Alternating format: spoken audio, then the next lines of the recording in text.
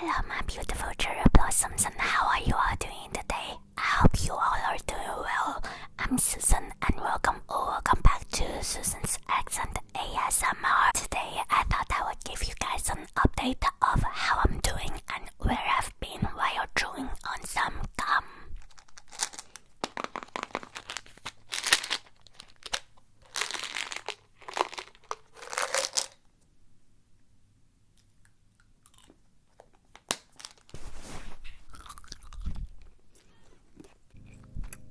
These last couple of weeks have been the hardest ever.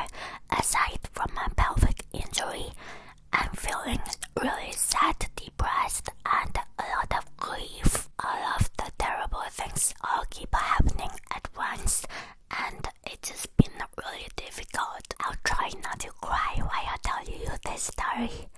The first thing that happened was about school.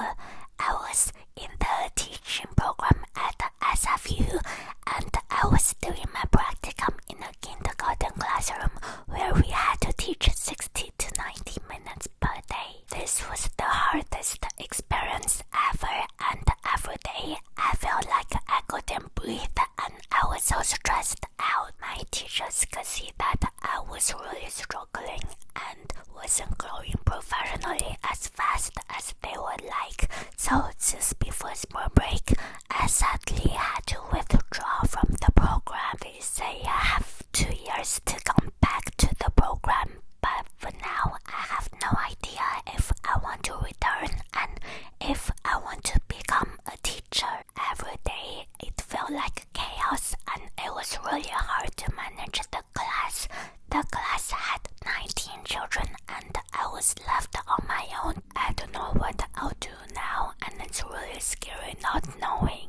I always have a plan, but for this I do not have a plan of what direction I want to go in yet. I wish I can work now, but I'm still recovering and I can't really walk normally.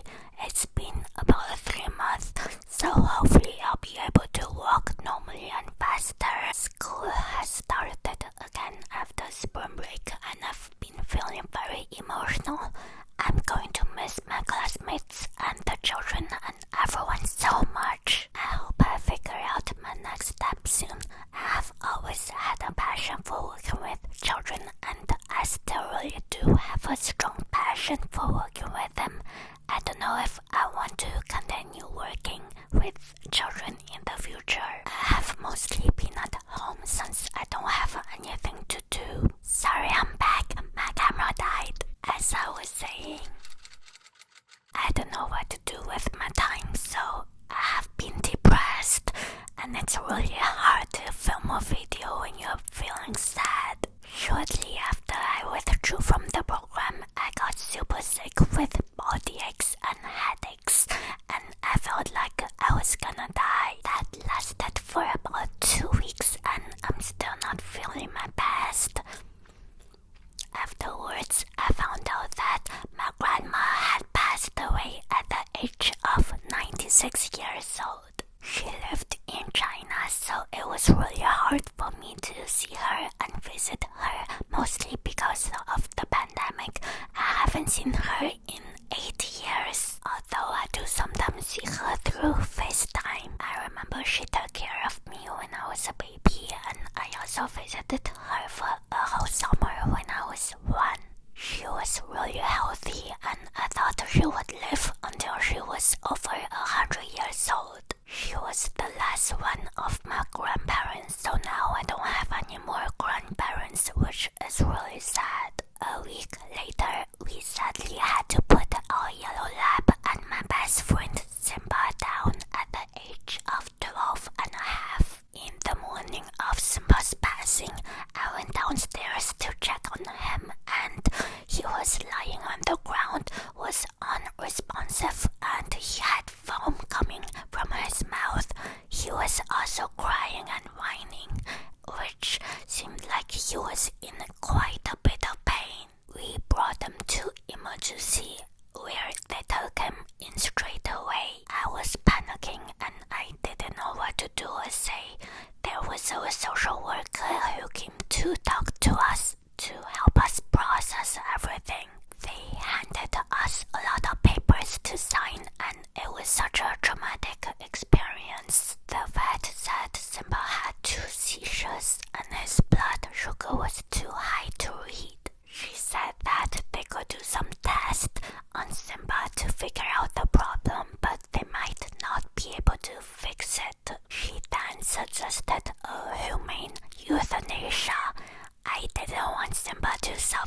anymore as she said that he might keep having seizures. It was heartbreaking to see Simba suffer, so we decided to put him down. I've never seen him suffer this much before. Before we put him down, we got to spend time with him and say our goodbyes, and that was really emotional. Then, when we were ready, the vet came in to give Simba the drugs to put him to sleep. He looked so peaceful and warm. When I was sad, Simba would always give me lots of cuddles and be there by my side. I can't wait to see you again, Simba. Rest in peace, Simba, and you will finally get to see my grandma. Say hi to her for me, and I can't wait to see you again. So what's next for me? I have been thinking, and I'll keep researching about my next steps. I have been thinking about owning my own business, such as opening a slime shop. I find slimes are really relaxing and makes great ASMR sounds. What do you guys think of slime? I really hope to figure out what my next steps are and go from there. This was just an update for you all.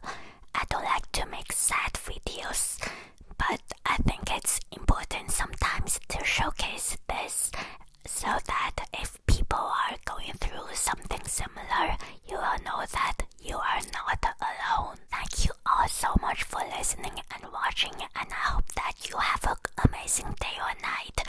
Love you all and stay tuned